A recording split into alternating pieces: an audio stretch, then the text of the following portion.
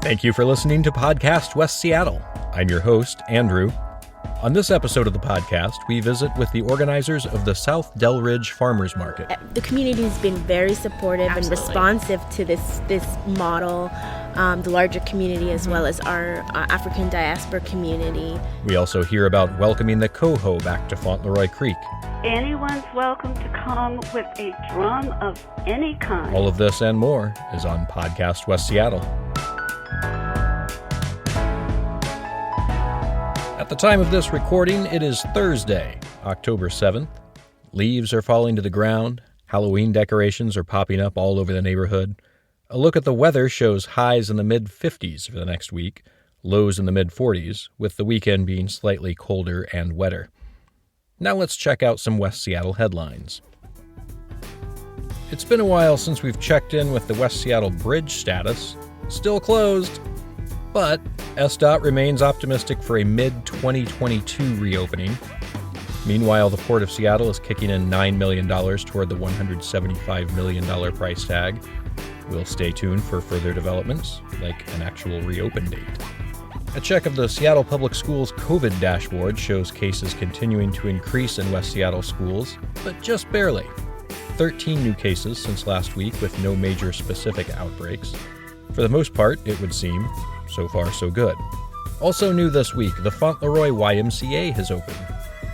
The hours are very abbreviated for now. The Fauntleroy Y is open mornings on Monday, Wednesday, and Friday. The West Seattle Family YMCA is open 7 days a week. Now let's take a look at some upcoming events. For the last several years, one of West Seattle's rites of fall is the return of coho salmon to spawn in Fauntleroy Creek. I spoke with Judy Pickens about how the Fauntleroy Creek Watershed Council likes to mark the event. For several years, we've had a drumming to call the spawners in. We expect coho spawners in a good year. And something that some tribes used to do, at least, was replicate the sound of a female creating her red in the water. And the drum does that pretty well. Anyone's welcome to come with a drum of any kind, or a noisemaker, a rattle. If you can't think of anything to bring, just bring yourselves. We drum and we sing and we sometimes tell stories. We try not to suggest that we are doing a Native American ceremony. That's not our intent to appropriate custom. We are simply using the rhythm of the drum in the way that Native Americans might have done to call in spawners. The drumming will be Sunday, October 10th, starting at 4 in the afternoon. And we will be doing it at roughly the corner of Southwest Director and Upper Fauntleroy Way. That's directly across from the ferry terminal. If you get to that intersection, you will hear the sound of a drum and just follow it down the long driveway to the creek level. Thanks, Judy. And thanks to the West Seattle blog for taking video of the event in years past. You can find those videos and much more on the West Seattle blog's YouTube channel. Another big event happening this weekend is the South Delridge Farmers Market. I checked out the market last month and met with organizers from African Community and Housing Development. Good morning. Welcome to the market. The second Saturday of each month, the grounds of Hope Academy at 9421 18th Avenue Southwest transform into a farmer's market. So as you can see, we're setting up. There's also stuff happening downstairs. I spoke with three of the market's masterminds. I'm Rachel Perlow. I use she, her pronouns, and I am the Director of Fund Development and Food Access at African Community Housing and Development. I'm Bilan Aiden. I use she, her pronouns, and I'm the Associate Director for African Community Housing and Development. Hi, my name is Asia Adam. I am the Executive Director of Hope Academy. use she, her pronouns. I asked Bilan how the market got started. So the market stemmed off of our youth urban farming program that was established in partnership with Hope Academy in 2019, where we served 18 youth to learn about food justice, and also the community cafe model helped the students learn more about the needs of their community and what are some of the possibilities that we can bring more healthy foods to our community. And the topic of a farmer's market came about. And so Rachel, our fund development director and food access director, Asia and I worked together to try to bring that farmer's market to life in 2021. So that's where we are now. The goal of the market was obviously food access for the immigrant and refugee communities that live in South Delridge. South Delridge is a USDA designated food desert, which means a lot of things, but specifically relates to affordable food access, culturally relevant food access, and healthy food access. And so we had a goal of bringing lots of culturally relevant and healthy and local and delicious food into the community, and in the process support food-based businesses owned by people of color, by immigrants, by refugees. And so we built our farmers market model to be as accessible as possible for especially new kind of fledgling food businesses. With the idea in place, they needed a location. So African Community Housing and Development and Hope Academy have had a long-standing relationship. It was amazing to have Hope Academy and Asia and her leadership, because she was able to provide this space for us to utilize. And it's a gorgeous courtyard. And so, yeah, thank you for hosting us all these months. Oh, of course. We're happy to have you guys here and to see the place come alive, especially since the pandemic made the place a bit of a desert and we didn't have the kids or any of the programs in person. And so we were more than excited to have the farmers market here and see it brought to life. Next came the difficult work of figuring out the best way the market could get food to the people who needed it. And we accept SNAP EBT, and we match it with SNAP Market Match. We accept FreshBucks. We do WIC and senior checks. And then we also have we're lucky enough to have funding from the Albertsons Foundation to have our own ACHD internal voucher program. And so we have a lot of flexibility. If someone comes and says, I can't afford anything here, we just give them $20 and they can go spend that however they want. And then we also, any kids who come just get $5 because we think that it's important for kids to feel like they have agency over what food they're putting in their bodies, and we think it's important for them to be able to, try new things and experiment and go look at something they've never seen before and just see what it tastes like. We also purchase produce on the front end and pack it into bags, and so that any family can just take a bag full of organic produce with them. We do that because we know that there's a lot of shame and stigma around accessing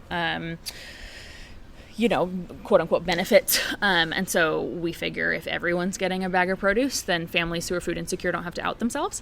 Yeah, I am here distributing all of the veggies. So we have all this awesome fresh produce. There's some yellow squash, onions, potatoes, all these funky little squashes, tomatillos, jalapenos. Got some okra, a little bit of everything in every bag. The bags aren't all exactly the same, but there's a bunch of good stuff in all of them. But food access is just one of many issues facing the communities that African Community and Housing Development is trying to serve. And this is where the South Delridge Farmers Market gets creative. They're using the farmers market as a format to deliver community services. We're doing a bunch of work signing folks up for King County's eviction prevention and rental assistance program today. And so lots of clients are coming to get enrolled in that program. I'm a case manager, so I'm helping people apply for rental assistance for our new program with King County. So today I think I helped about 6, but on the average with my coworkers and us case managers, we usually average about 10 to 15, 16 applicants. Farmers markets are often thought of as purely capitalist institutions, but the organizers of this market see it more as a format for building a sustainable community. Majority of our vendors are people of color, and we were really deliberate about that in our recruitment because we wanted to make sure that we were providing economic opportunity for people of color, that we're providing culturally appropriate food for people of color, and just making sure that this was a space where, white folks were not centered. Did you get any food yet? but it is still primarily a farmer's market with food as the centerpiece. You gotta get the food, that's the whole point. I talked to a couple of the vendors at the market. So my name is Jaleesa. My business is Chef Jaleesa Culinary Co. We're a culinary company that provides many services like virtual cooking classes, private chef catering, and market vendor services as well.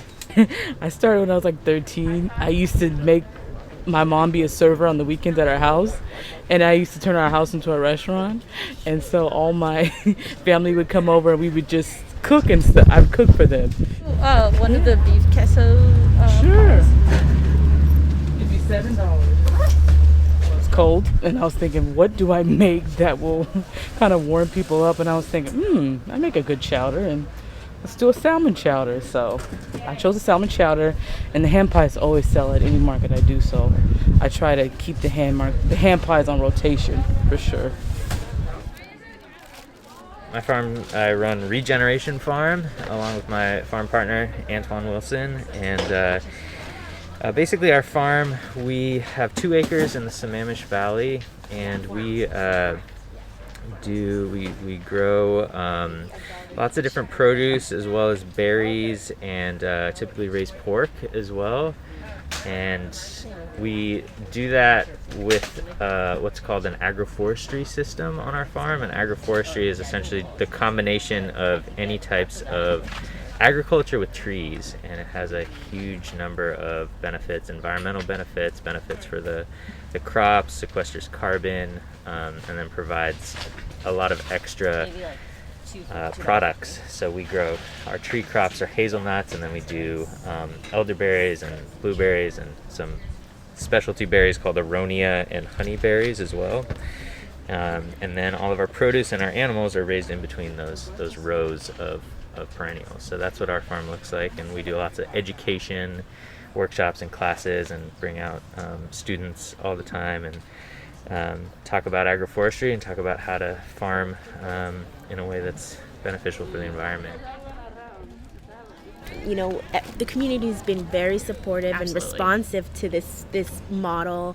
The larger community as well as our African diaspora community, and there are I'm just thrilled and excited that people are loving this model and want to support in any way. It's also been really cool to see all of the other farmers markets in Seattle.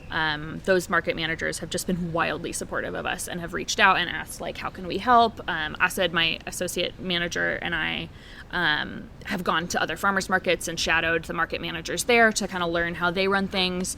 It's just been an incredible community effort. Everyone's come together and supported in really amazing ways. So far, the market has grown each month, and more growth is certainly in the market's future. And we are looking at expanding into a weekly program next year because we know that a big part of food access work is predictability and reliability. And when you have to remember a specific date for each month, it gets tricky.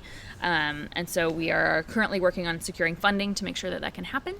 And we're really excited about the opportunities that would provide for food access and consistency for folks in the area.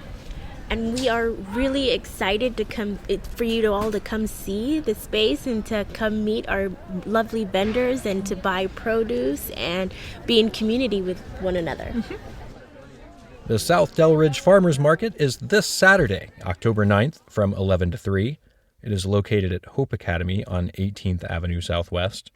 And the next market will be Saturday, November 13th. A big thank you to Rachel, Bilan, Asia, and everyone else at the market who talked to me. That is all for this episode of Podcast West Seattle. If you like what you heard, please tell a friend about the podcast. Ratings and reviews are great, and I'd love for you to hit that follow button. But the best compliment to the show would be telling your friends about it. Thanks. And until next time, eat well, West Seattle.